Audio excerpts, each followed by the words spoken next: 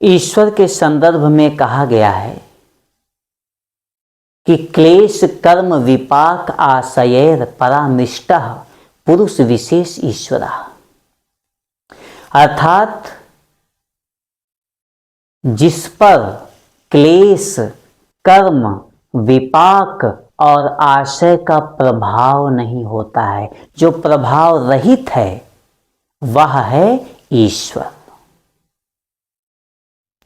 अब क्लेश क्या होता है? क्लेश का अर्थ है जब मन असंतुलित हो जाता है,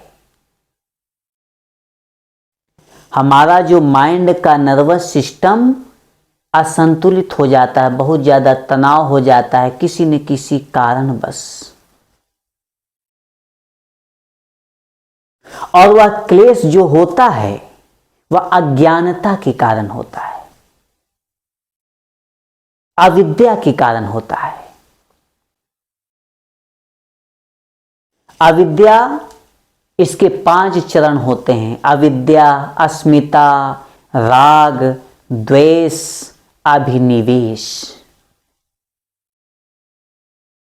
अविद्या का मतलब है कि जब मनुष्य को जो सही नहीं है, जो असत्य है, वह सत्य लगने लगे।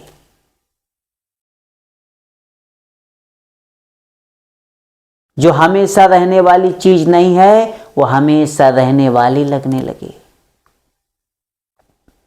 और उसकी ओर आकर्षित होने लगे।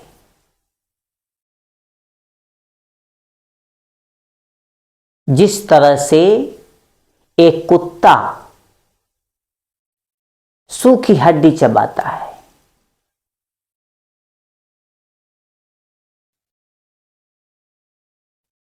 और उसी का जो है चबाते चबाते उसके मुंह से खून निकलने लगता है, और उसी को जो चूसता है उसे लगता है कि हड्डी से कुछ निकल रहा है।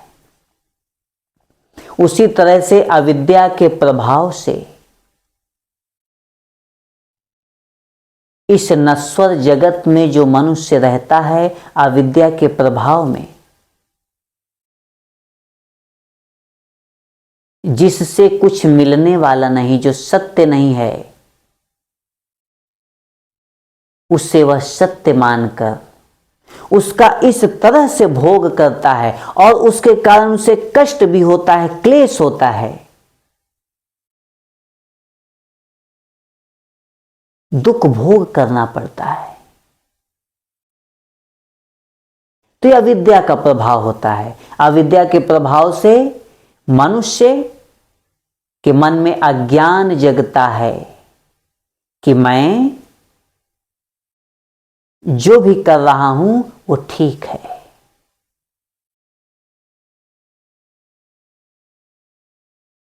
उसके बाद अविद्या का दूसरा चरण है अस्मिता। अस्मिता का मतलब है कि जब मनुष्य कोई कर्म करता है तो मन देखता है, मन के कर्म को आत्मा, और आत्मा को परमात्मा, सब कुछ को परमात्मा देख रहे हैं। लेकिन जब मनुष्य अज्ञानता के कारण यह सोचता है कि मैं जो भी कर्म कर रहा हूं, चोरी कर रहा हूं, डकैती डाल रहा हूं, जितने भी गलत कार्य कर रहा हूं, मुझे कोई नहीं देख रहा है, अपने चारों ओर देखता है, कोई देख तो नहीं रहा है, इसका मतलब कोई नहीं देख रहा है। यह एक तरह का ज्ञान है जिसका नाम है अस्मिता, क्योंकि हर कर्म के साक्षी परम पुरुष हैं। लेकिन जब उसे यह बोध नहीं जगता है तो इसका मतलब उसके मन में अस्मिता का प्रभाव है। उसके बाद अविद्या का तीसरा चरण है राग।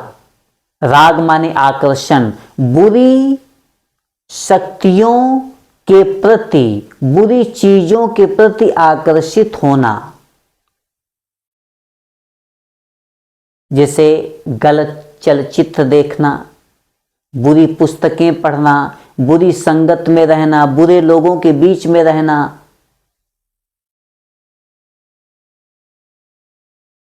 तब फिर उसके बाद उनकी ओर आकर्षित होना, उसमें अपना समय नष्ट करना, ये अविद्या का तीसरा चरण का प्रभाव होता है राग। उसके बाद द्वेष, बिना तर्क के किसी से घृणा करना, उससे हमसे कोई मतलब नहीं, फिर भी उससे घृणा कर रहे हैं। कोई नीच है, कोई गंदा है, या कोई गरीब है, या ऐसे ही किसी से ईर्ष्या कर रहे हैं, इसके कारण भी क्लेश होता है।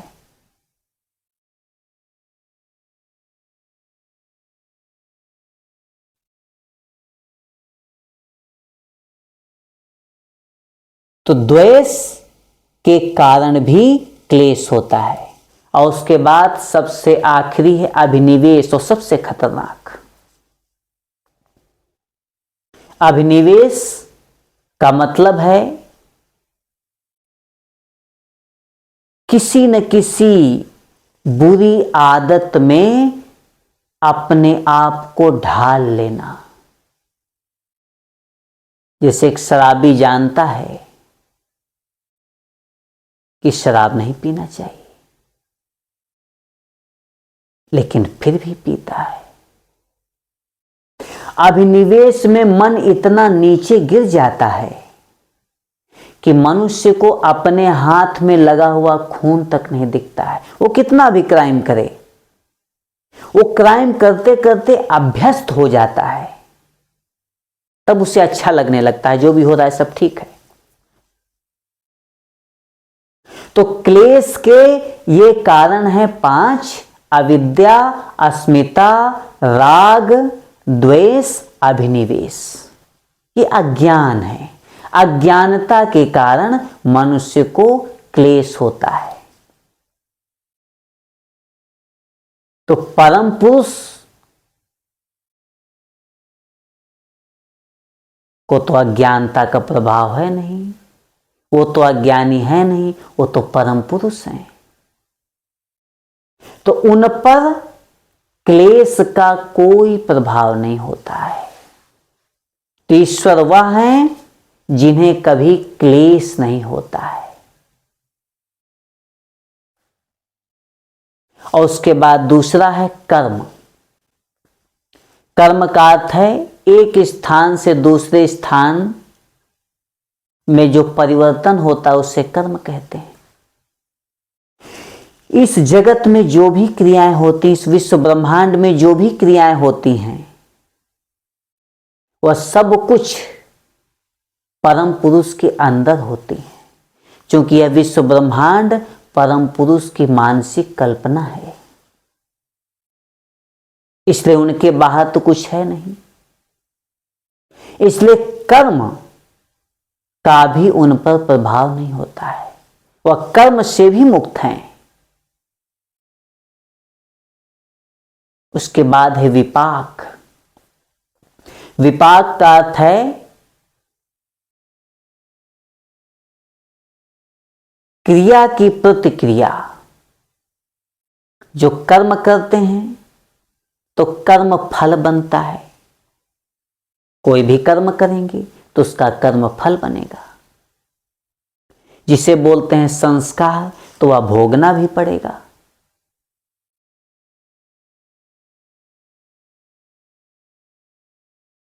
तो परम पुरुष के अंदर ही सब कुछ हो रहा है, इसलिए वह कर्म फल से भी मुक्त हैं। उनके ऊपर विपाक का भी प्रभाव नहीं है, कर्म फल का भी प्रभाव नहीं है।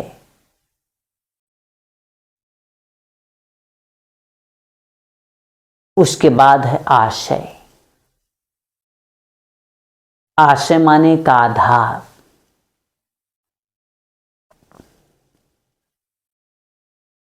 जैसे एक शहर है रांची, इसका आधार है झारखंड। झारखंड भारत में है, भारत एशिया महाद्वीप में है।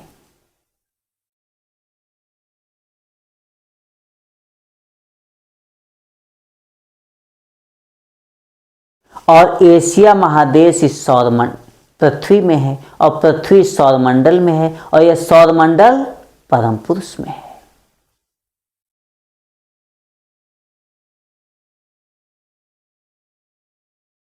तो इसलिए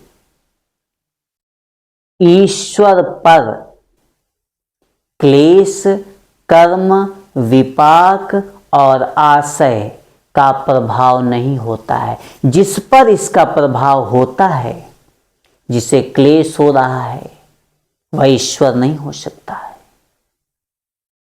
और जो ईश्वर हैं उन पर क्लेश, कर्म, विपाक और आशय का कोई प्रभाव नहीं होता है। वह इससे विमुक्त हैं, क्योंकि सब कुछ उन्हीं के अंदर है। इसलिए ईश्वर उन्हीं को कहेंगे जिन पर इसका प्रभाव नहीं है।